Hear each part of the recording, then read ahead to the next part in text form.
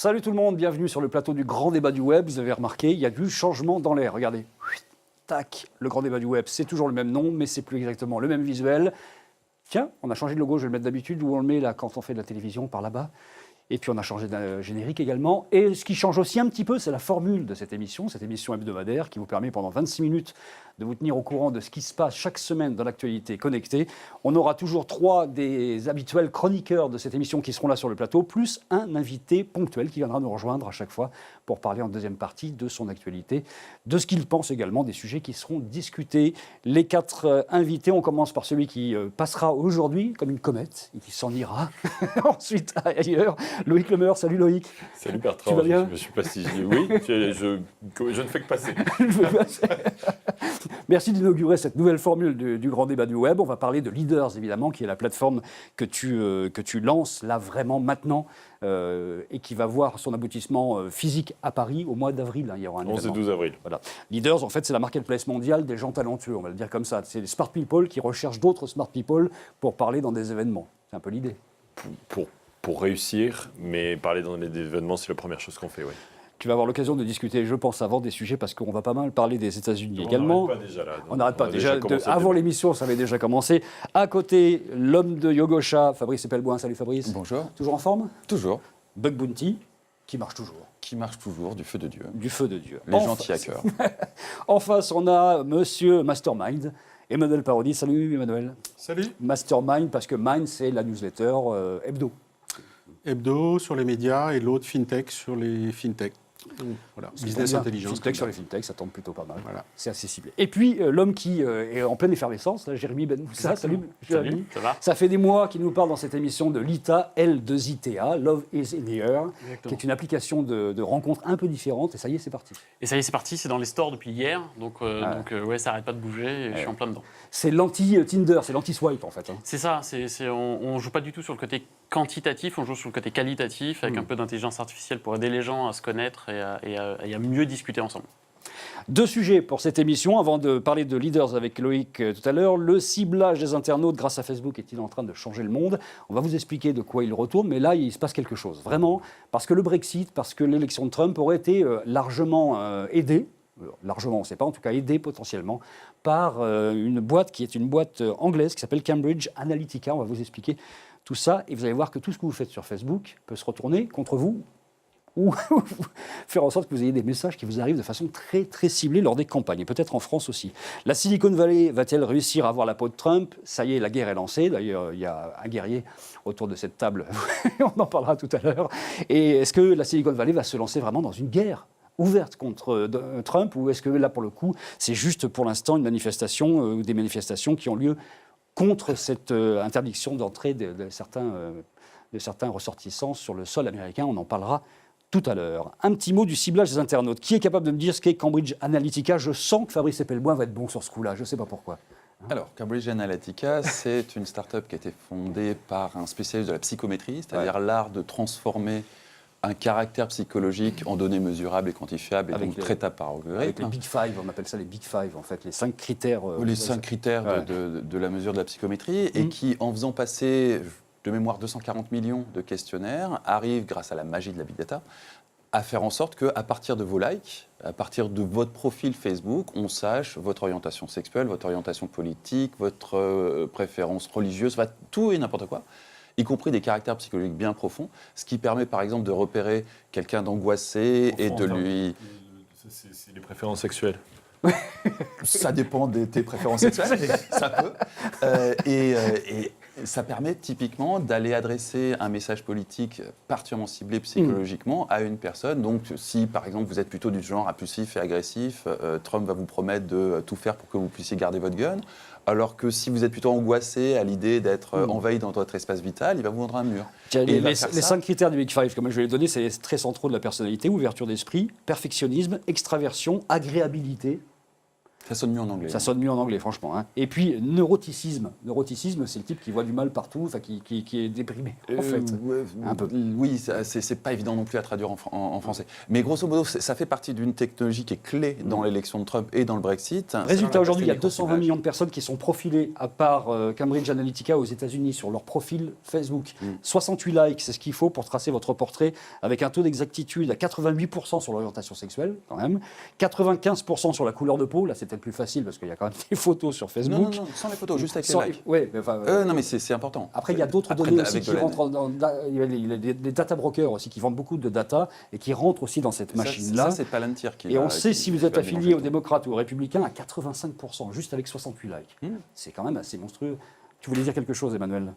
Non, enfin, il faut faire attention, on n'est pas dans le fantasme de on a tout découvert sur vous. Après, derrière, la manière d'exploiter ces données, c'est comme en publicité, c'est la corrélation. C'est-à-dire, une fois qu'on a déterminé des profils, parce que là, les profils et la loi des 5 piliers, là, on a l'impression d'écouter ce qu'on appelait la caractérologie. Au début du siècle, c'est les vieux trucs. Voilà, mais c'est les vieux trucs du 19e siècle, psychométrie, etc. c'est quand même assez Enfin, vieux. bref, Ouais, ouais. ça a été rajeuni. Mais enfin, derrière le fonctionnement, c'est pas, c'est plus ce qu'on appelle les lookalikes, c'est qu'après on prend des profils, on regarde tous ceux qui ont un profil correspondant, et effectivement on sert un message. Mais c'est pas à partir de 68 likes qu'on a déterminé tout ce que vous pensez, etc. Ça, c'est le fantasme.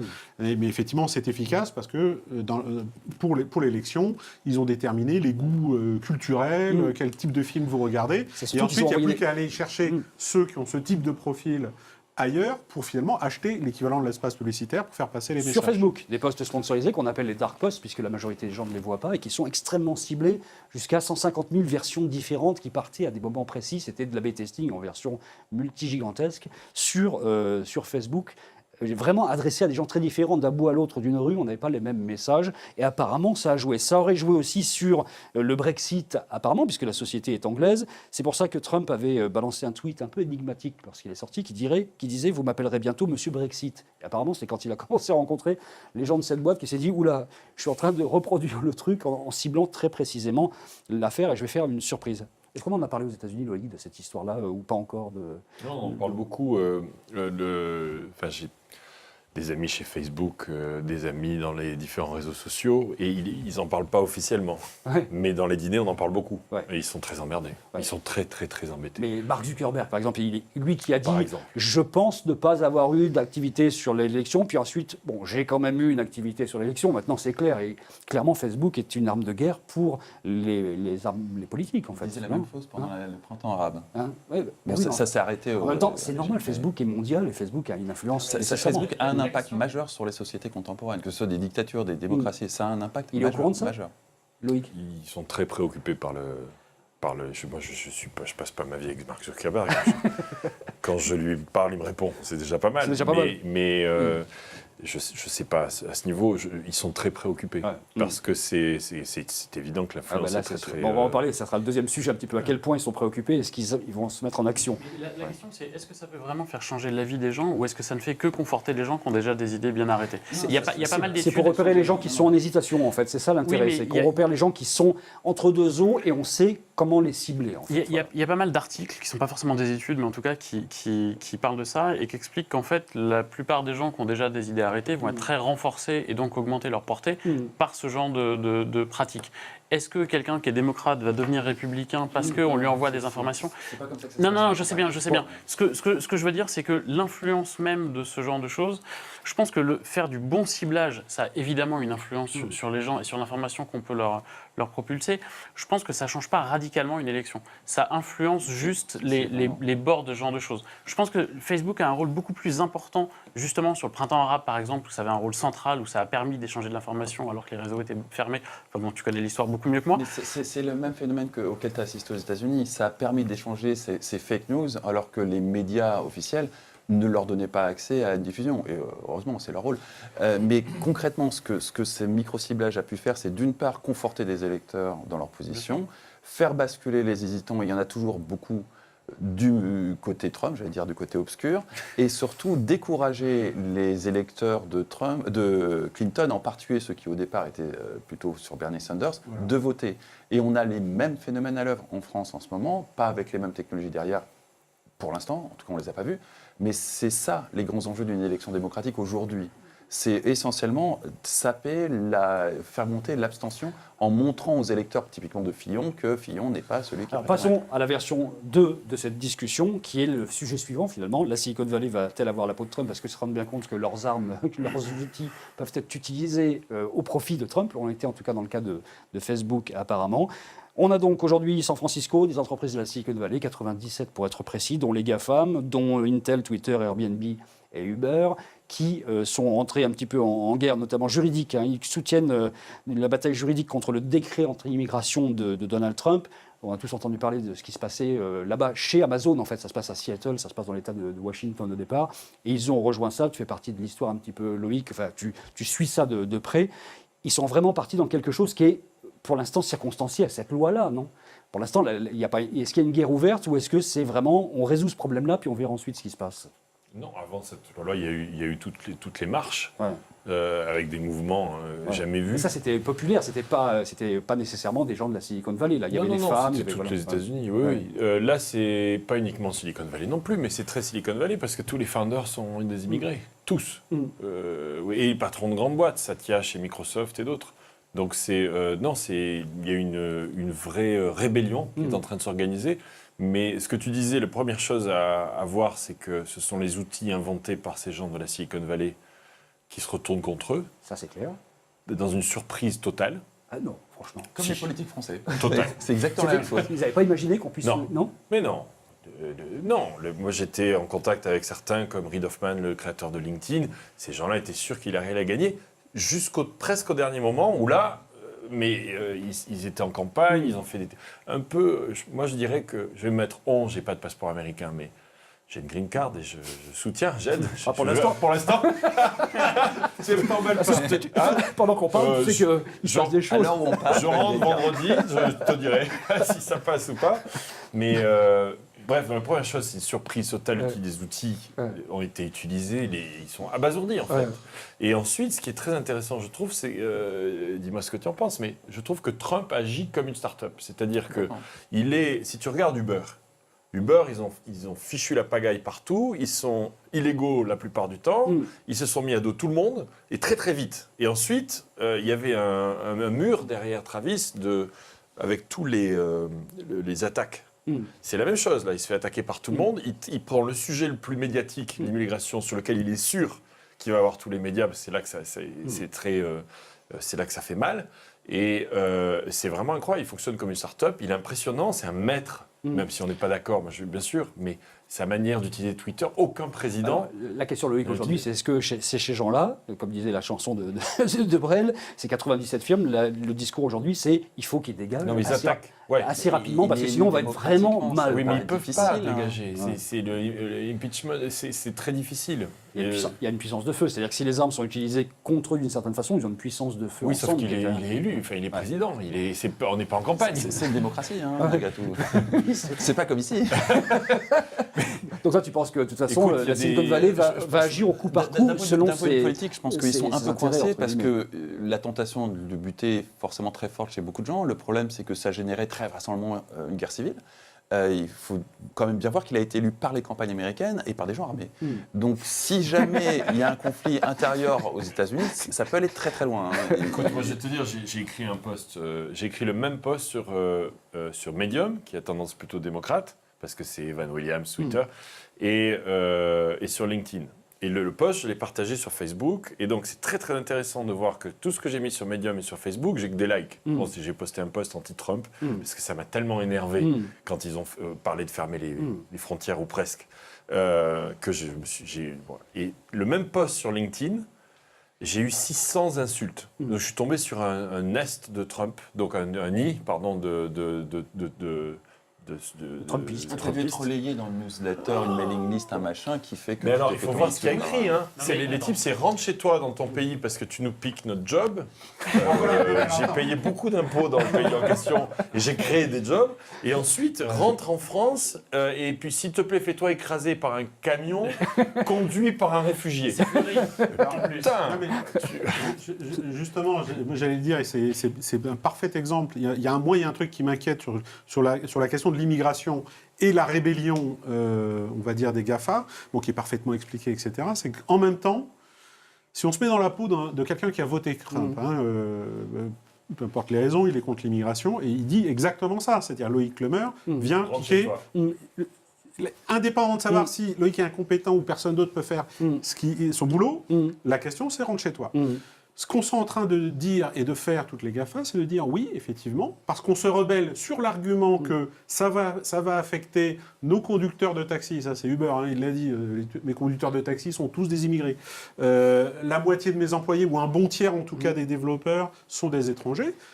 Ils sont en attendant, et c'est un argument d'extrême droite, en train de démontrer, pour ceux qui en doutaient, que la politique d'immigration est une politique d'aspiration industrielle. C'est pas du tout une question morale d'accueillir le réfugié.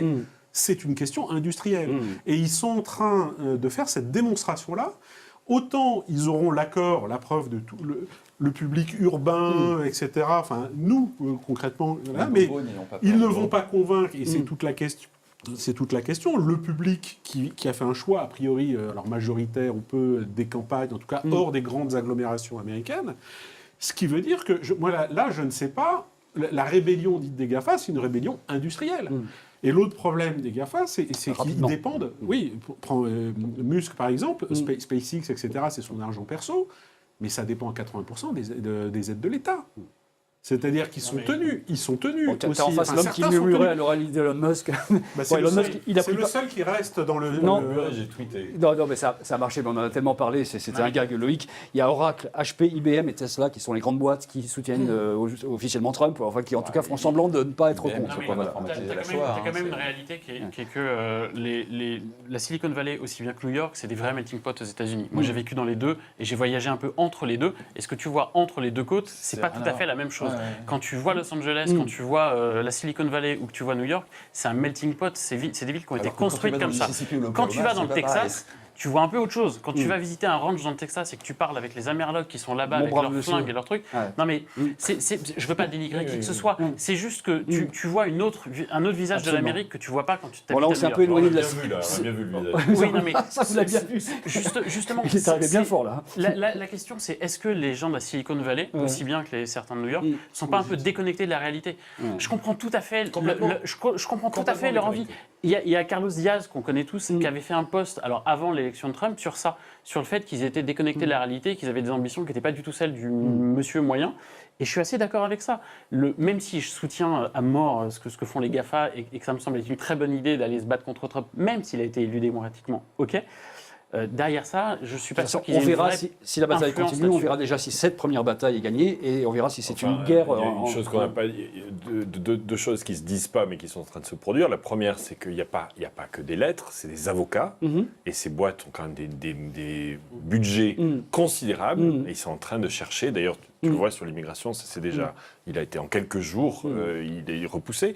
Et la deuxième chose sur ce qu'il a fait, et la deuxième chose sur ce qui est en train de se passer en ce moment, c'est qu'il y a quand même un vrai mouvement d'influence qui est en train de s'organiser et qui est impressionnant. Et là, le troisième, je dirais, il y a des sièges qui sont en train de se déplacer. Et ce mouvement d'influence va avoir des haut-parleurs qui sont les sites et les... Le Canada, c'est 2 heures de la Silicon Valley. Absolument. Le président est pas mal là-bas. Bon.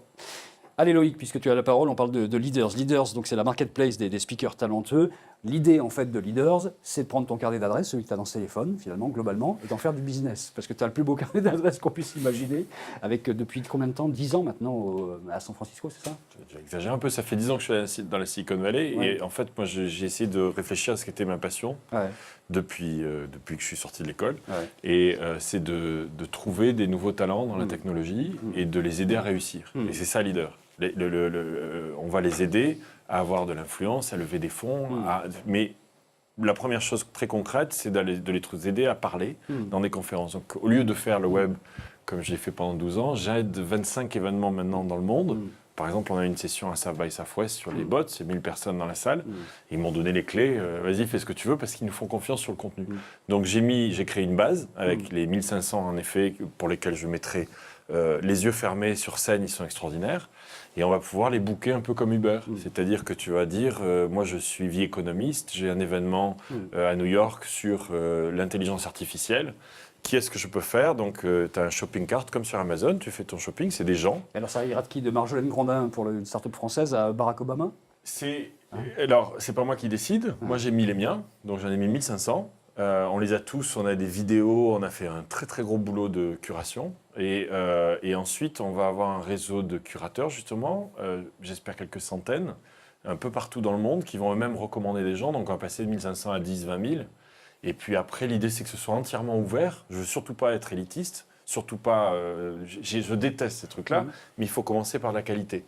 Et ensuite, on va l'ouvrir, on va le faire avec de la data science. C'est-à-dire que si tu as un Nobel Prize, a priori, c'est que tu as fait quelque chose d'intéressant. Donc, on va aider à détecter les nouveaux talents, j'espère, avant tout le monde, un peu comme Product Hunt, maintenant à remplacer dans la Silicon Valley les agences de RP. Avant, tu allais, il fallait parler à une agence de RP qui parlait à la presse pour qu'on parle de ton produit. Maintenant, tout ce procédé-là est complètement disparu. Dans la Silicon Valley, il faut être sur la homepage de Product Hunt. Et là, toute la presse vient à toi, c'est l'inverse. Nous, on veut faire la même chose, c'est-à-dire que le prochain Travis Kalanick ou Mark Zuckerberg, c'est pas pour les leaders d'aujourd'hui. Quelques-uns sont dedans. Mais on va le trouver, j'espère, grâce à ce réseau avant tout le monde. Il va être mis en avant. Les conférences vont l'inviter, la presse va l'inviter. Les investisseurs vont vouloir investir comme Business Angel. Il y a tout un process comme ça. C'est une plateforme pour la réussite des gens. On sera toujours du côté des leaders. En fait. On pourra booker, il y a des gens qui seront payants, il y a des gens qui seront gratuits. Ouais, la plupart, 95% sont gratuits. Voilà. Parce que la plupart des conférences ne payent pas les speakers, mais en général, on va dire pourquoi. Tu veux que Reid Hoffman vienne gratuitement? Pourquoi? Et alors, par exemple, donc on a passé énormément de temps avec ces leaders. Tu as quelqu'un comme Ashton Kutcher qui, lui, veut voir tout. Tout. Donc, il veut voir TEDx Plougastel, j'ai rien contre Plougastel, la conférence des dentistes de Montpellier, j'ai rien contre Montpellier, je suis de Perpignan, mais l'idée, c'est que certains veulent tout voir, d'autres non, pas du tout. Donc, ils veulent filtrer, donc on va avoir un rating, on va avoir nous-mêmes un algorithme qui va permettre de router un peu comme les sites de rencontres, finalement. C'est-à-dire que si tu es une belle nana, tu as toutes les offres, tu en as trop. Il faut aider. Donc je suis un événement quelque part, j'en ai marre d'avoir toujours les mêmes speakers, je ne sais pas qui aller chercher, je vais puiser là-dedans. Toujours les mêmes. Le problème, c'est que soit c'est des grands groupes, donc nos clients vont être les grands groupes, bien sûr. Les conférences, on travaille avec elles, ça va être gratuit. Parce que Singular University, South by Southwest, on veut apprendre d'elles aussi. Mais les grands groupes vont pouvoir aller dessus au lieu de trouver toujours les mêmes. Et en fait, les agents, il faut savoir qu'ils vendent ces speakers, vendent toujours les mêmes parce que ce sont ceux qui sont les plus profitables pour eux. Donc on va avoir un énorme catalogue, j'espère, on verra. Moi, je suis beginner's mind, comme on dit chez nous. Donc on verra. On a tous été à le web depuis que ça existe, c'est-à-dire depuis une dizaine d'années, puis après ça s'est arrêté. Qu'est-ce que vous en pensez de cette histoire-là? Est-ce qu'il y a une forme de prolongation de l'état d'esprit qui va se faire, Jérémy? Moi, d'abord, je suis très content que Loïc revienne avec une aventure, parce que la fin de le web, et même quand tu as vendu le web, c'était plus tout à fait pareil. Je suis désolé. Bref, peu importe. Je me fais engueuler ici, mais alors aux États-Unis, t'as pas idée. Hein. Non, mais j'imagine. Ils me disent tous, moi j'adorais venir à Paris, donc je recommence. J'en ai parlé avec quelques mecs, des speakers connus qui étaient très contents de venir à Paris. Et ça leur a manqué aussi. Nous, ça nous a manqué. Moi, j'ai une question pour toi. C'est est-ce que... Moi, le web, ça me servait beaucoup. Alors, j'adorais les conférences, mais j'y allais jamais. Je les regardais après. Par contre, je faisais énormément de networking pendant le web. Et comme beaucoup, alors, je faisais pas que bouffer. J'allais rencontrer les gens et rencontrer énormément de gens, notamment des étrangers. Les deux questions, alors tu me l'as dit en off, mais je te la repose. Parce qu'on arrive à la fin. Là. Alors, la première question, c'est est-ce que tu crées un événement international à Paris? Ça, c'est la première. Donc, est-ce que tu auras des speakers étrangers? La deuxième, c'est est-ce qu'il y aura toujours cet aspect networking? Oui, ou pas? Donc, je crée. Donc, Leader, c'est une plateforme, je viens d'en parler. Et cette plateforme-là, avec cette plateforme, on a fait 8 événements à San Francisco sur des thèmes. L'intelligence artificielle, les voitures connectées, tous les thèmes du moment, la réalité virtuelle. Et Paris va être la finale. Parce que, en fait, parce que ça me manque. Je vais te dire, j'adore faire ça. Et ensuite, je me fais engueuler en France et aux États-Unis, donc je résous tout ça. Mes copains là-bas me disent, écoute, il faut vraiment que tu refasses ça. Donc oui, 11 et 12 avril à Paris. On a déjà, donc c'est paris.leaders, leade.rs. J'ai pas mon t-shirt aujourd'hui, merde. Et il va y avoir 50 pays. J'attends 1000 personnes, on a déjà 300 inscrits. Mais on veut pas, ça va pas être 4, 5 000. C'est pas le CIS. Il y a d'autres qui font ça très bien. C'est plus un format plus petit. Je veux que ce soit la conférence de l'écosystème. Donc les startups, mais aussi les patrons digitaux des grands groupes, beaucoup d'étudiants, et bien sûr la presse réunie. Et va avoir évidemment au niveau du networking, c'est des gens qui sont. On a déjà 65% qui ne sont pas français et 30 pays dans les inscrits. Donc oui, 11 et 12 avril, Paris.leaders. Loïc, Et c'est pas cher, c'est 300 € pour les startups, 500 pour les tickets en ce moment. Mais oui, Vous pouvez et c'est afficher les tout de prix suite. Ouais. T'as envie de venir avec le Non, t-shirt. mais c'est pas le web, j'ai pas de sponsor pour Ouais. l'instant, j'ai aucun. Donc si vous achetez un ticket, vous permettez de faire ça. Des Voilà. panels ou des keynotes? Plutôt des Non, keynotes. alors le format que j'ai fait à San Francisco plaît beaucoup. Donc TED, c'est 20 minutes one way. Nous, on fait un Q&A. Donc pas de panel. Ouais. Parce que je déteste les panels, c'est chiant dès qu'il y en a plus. On est d'accord. Voilà, donc Ouais. 2. Ouais. Donc une personne qui pose des questions Ouais. et c'est très important, le talent de cette personne-là aussi, bien sûr, et un speaker. 20 minutes.